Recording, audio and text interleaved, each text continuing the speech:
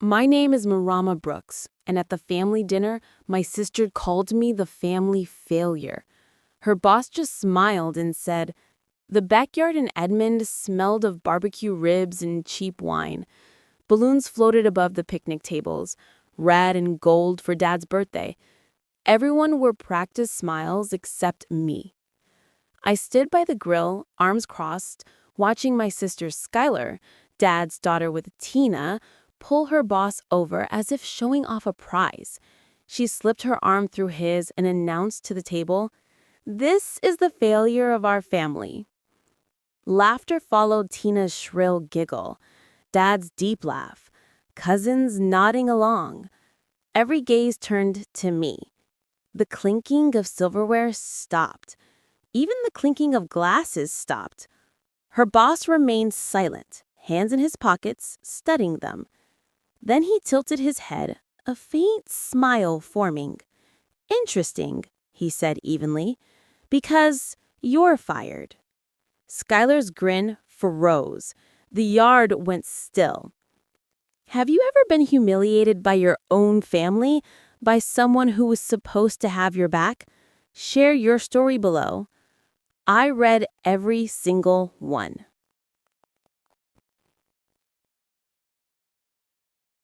I pulled into the driveway of the old house in Edmond, the one Dad had kept all these years.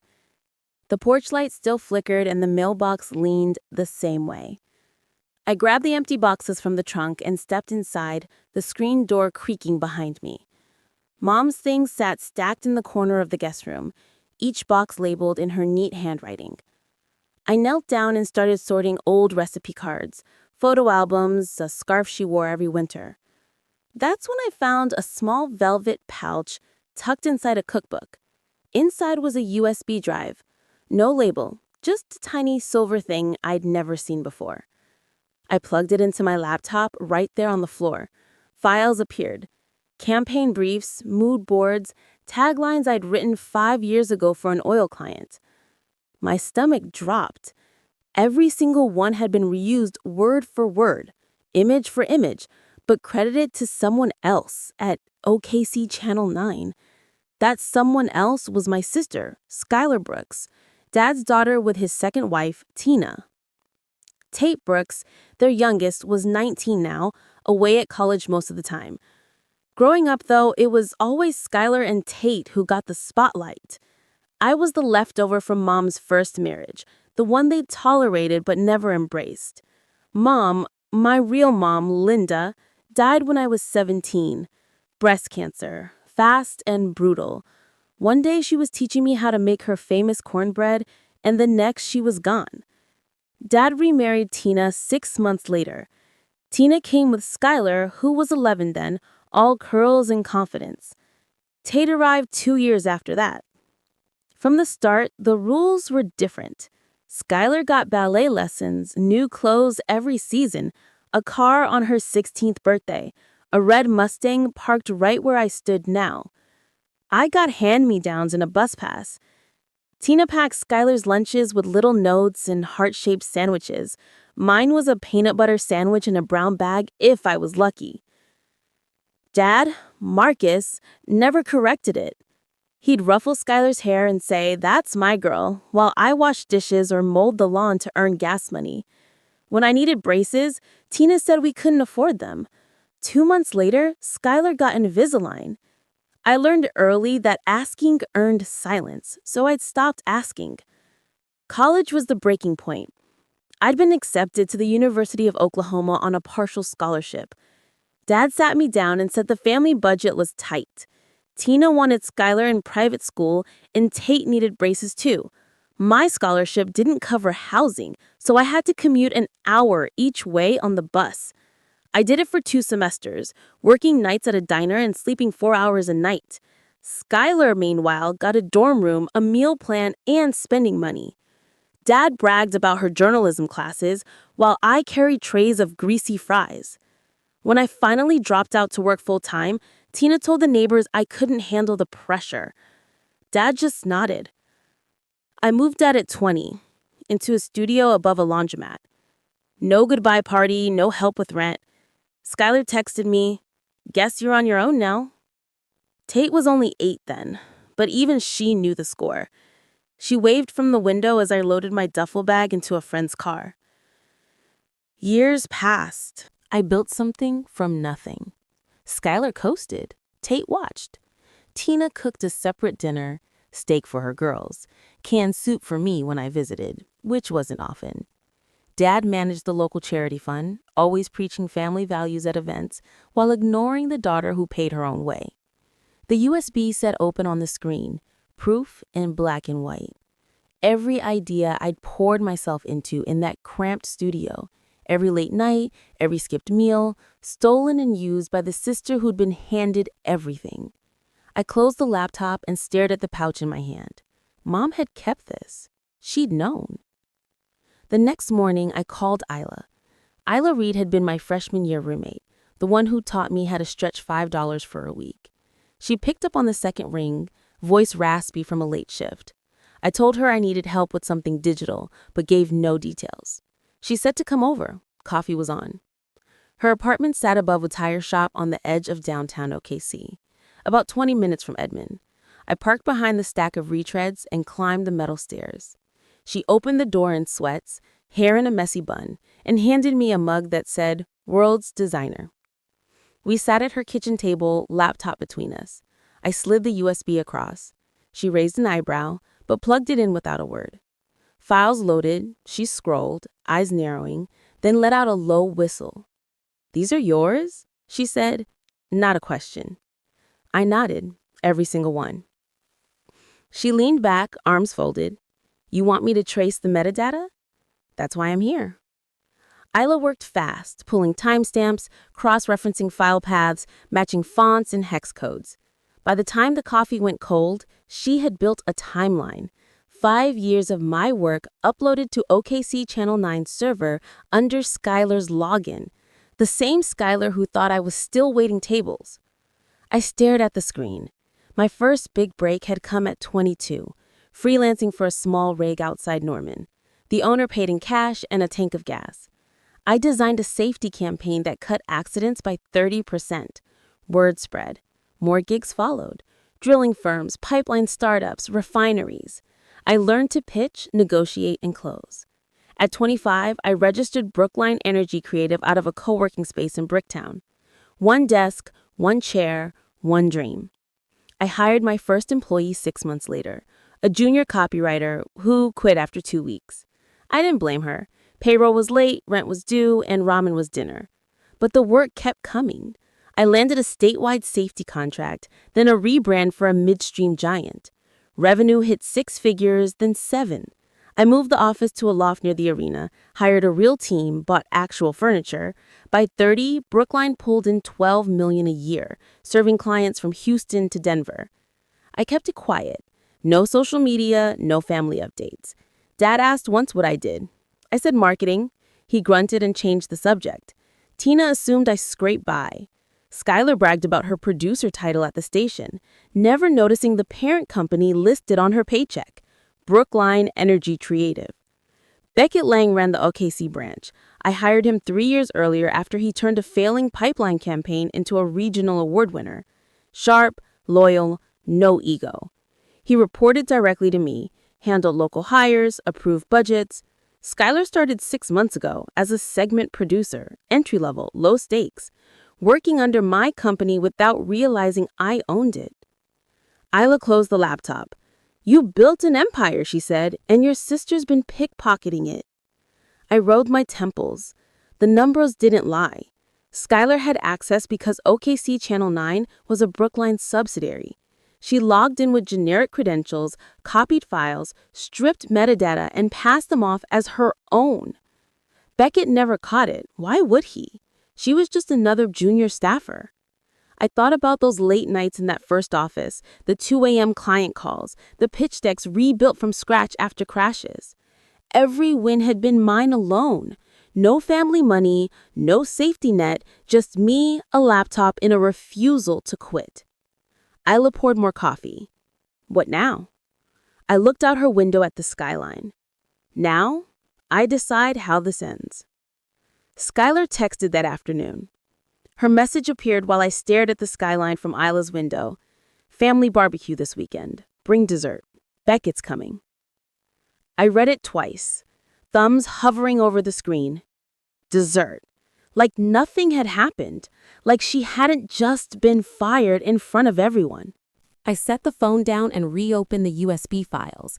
Ela had exported the metadata into a spreadsheet, columns of dates, file names, and user IDs. The earliest upload traced back 5 years, right after I'd completed the safety campaign for the Norman rig.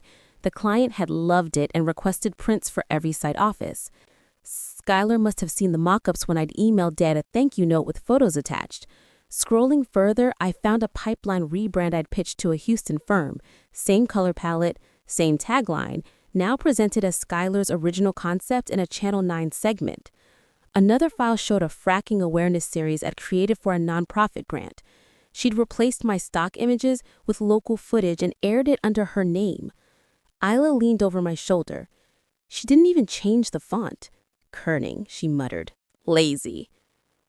I pulled up the server logs. Skyler's login appeared nightly, usually after 10 p.m., the same hour she'd claimed to be working late on edits. She'd download my folders, rename them, strip the creation dates, then upload everything to the station's shared drive.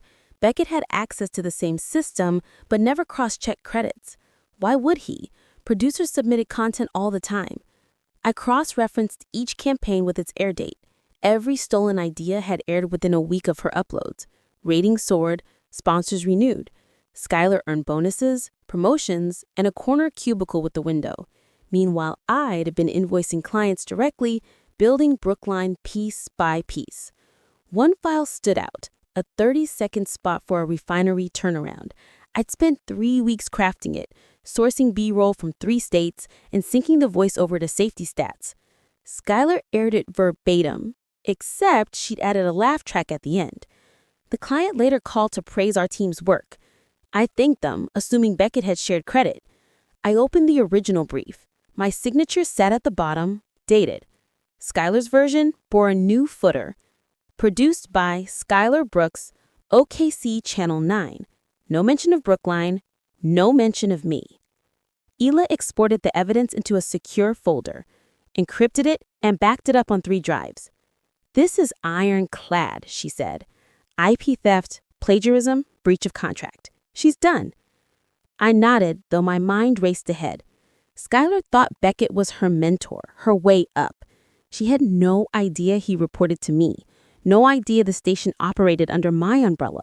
No idea the ideas she flaunted were mine. I closed the folder. The barbecue invitation still glowed on my phone. Skyler wanted to play happy family, showing off her mentor to Dad and Tina. Perfect. I typed back, I'll bring the laptop. The backyard filled up quickly. Dad fired up the grill, smoke curling above the same red and gold balloons from his birthday. Tina arranged trays of coleslaw and cornbread on the picnic tables, wiping her hands on an apron that read, "Kiss the cook."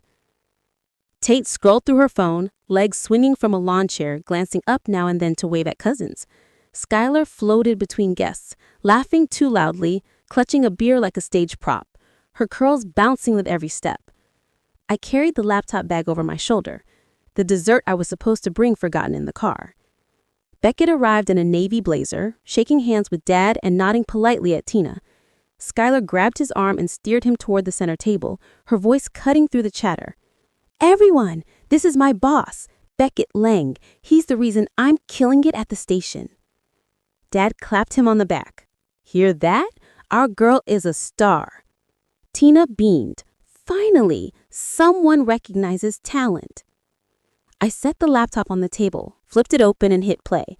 The screen lit up, with side-by-side comparisons, my original briefs on the left, Skyler's aired segments on the right.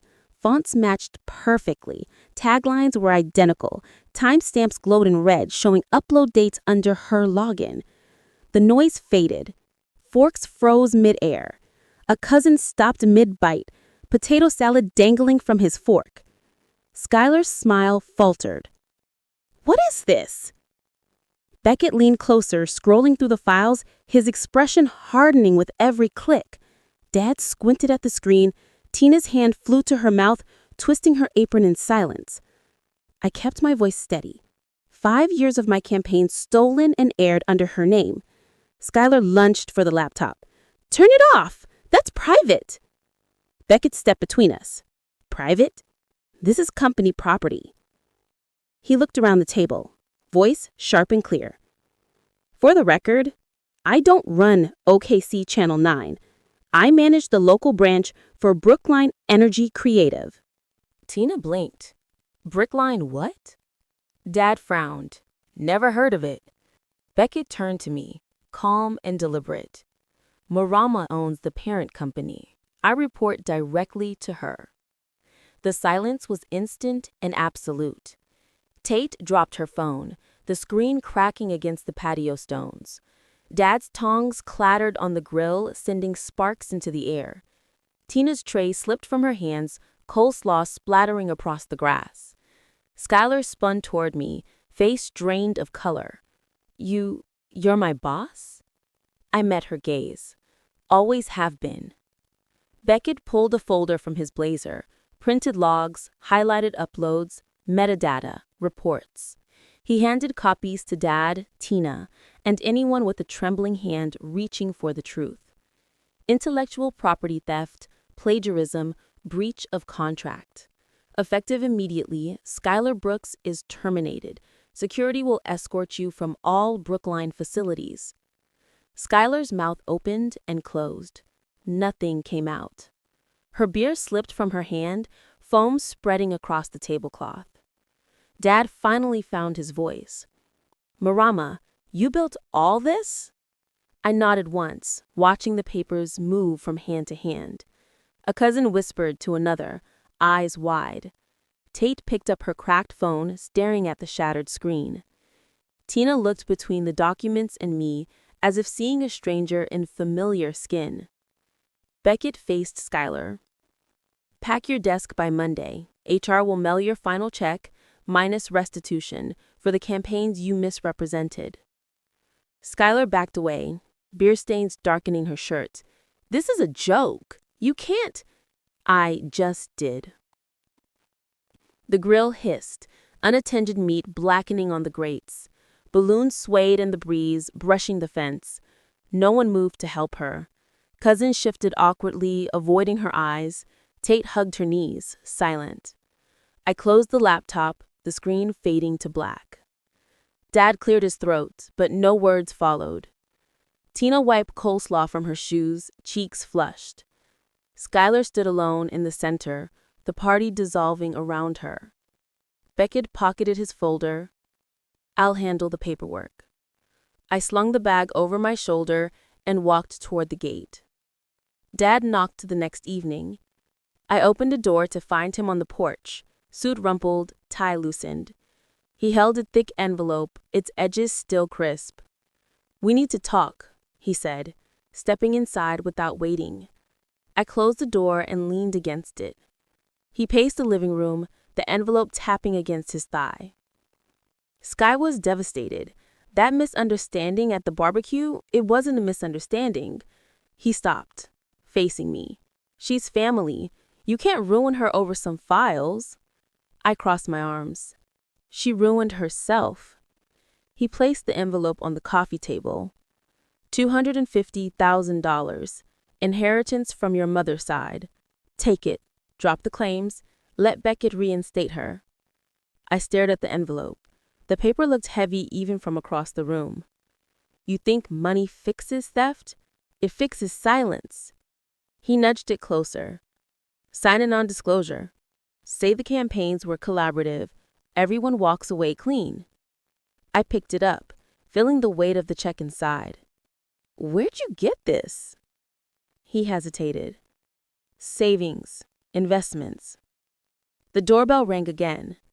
Tate's face appeared on the peephole camera. I let her in. She brushed past Dad, clutching her phone. "I have to show you something." Dad's eyes narrowed. "Tate, go home." She ignored him, setting the phone on the table. A video call connected. A grainy feed from her dorm. On screen, bank statements, charity ledgers, transfer records. Tate's voice shook. I volunteer at the fund Dad manages. Last year, $75,000 went missing. Dad lunged for the phone. Turn that off! Tate swiped away. It went to Skyler's condo down payment. I found the wire marked consulting fee. Same day, she closed on the place. I opened the envelope. The check was drawn from the charity's account, not personal funds. Dad's signature at the bottom. He backed toward the door. This is private family business. Tate faced him. Embezzlement isn't private. I held up the check. You stole from kids' scholarships to bail her out. Dad's face reddened. I protected my daughter. Which one? Silence stretched. Tate's phone buzzed. Another document loaded. Audit trail, board notification pending. Dad grabbed his coat. You'll regret this. He slammed the door behind him. Tate sank onto the couch. I didn't know what else to do. I tore the check in half, then into quarters, letting the pieces drift to the floor. Messages flooded in. Skyler's text came first. Dozens pleading, please, Mariama, delete the files. I'm sorry. We can fix this as sisters. Then voicemails followed, her voice cracking. If you don't, I'll tell everyone you're jealous, unstable. You'll lose clients. Brookline will collapse. I read one, then blocked her number. The calls turned into emails. Long paragraphs about family loyalty, about how Dad raised us, how I owed them. She attached screenshots of drafted posts.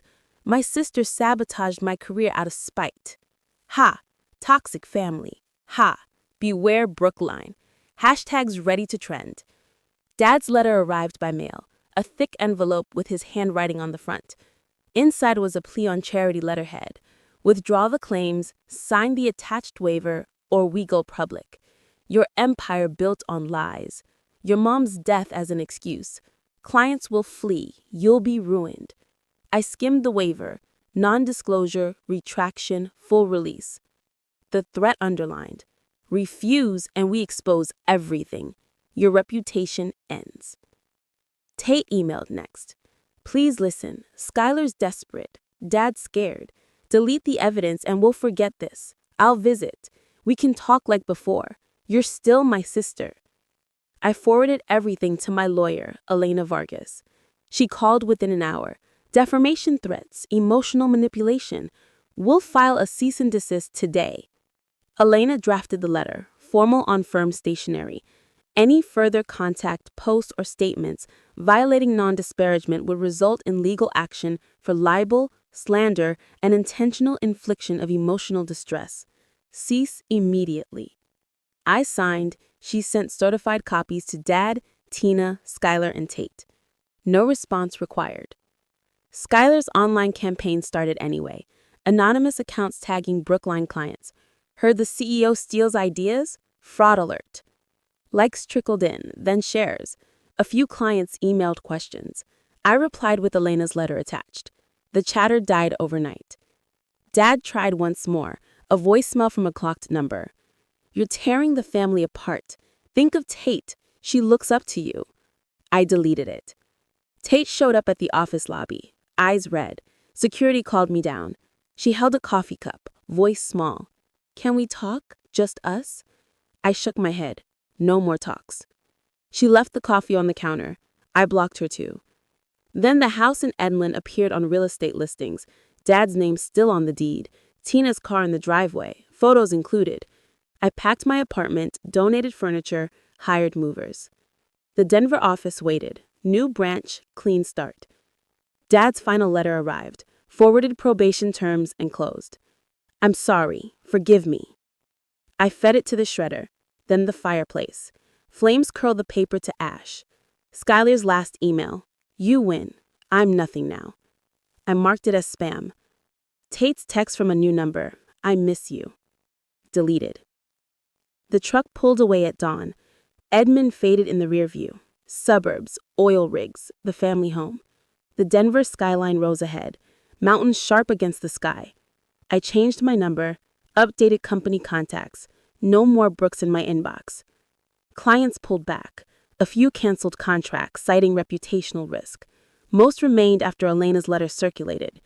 Revenue dipped 5% before stabilizing. Brookline endured. Skyler's name disappeared from industry directories, blacklisted. No station would consider her resume.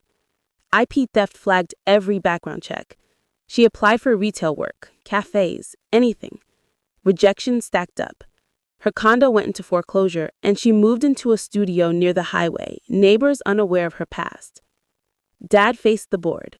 The audit confirmed the missing $75,000. Embezzlement charges followed. He accepted a plea deal, 3 years probation, restitution, and community service at the very fund he'd stolen from. He wore an ankle monitor on grocery runs. Charity events banned him for life. Tina filed for separation, citing irreconcilable differences. She kept the house and sold the Mustang. Dad rented a bare one-bedroom downtown. Tate transferred schools and stayed away from home. From Denver, I watched it all unfold. The new office overlooked Union Station, trains rumbling below. The team expanded to 15. Contracts grew, renewables, tech integrations. 12 million became 15. Skyler's final LinkedIn post read, "Open to opportunities, no connections accepted." Dad's probation officer checked in monthly. No violations. He volunteered quietly at food banks. Tina sold their furniture on Marketplace. Photos showed empty rooms. One evening, I stood on the rooftop, city lights flickering. No more messages, no more threats, only peace. Cutting ties wasn't revenge. It was release. Skyler learned that actions echo. Dad learned that privilege has limits. Tina learned that loyalty shouldn't be blind. For anyone watching, family isn't an obligation. Protect your work, your peace, your future. Blood doesn't excuse betrayal. Walk away when you must. Rebuild stronger. Cutting ties is freedom. That's the truth I live now. And it's enough.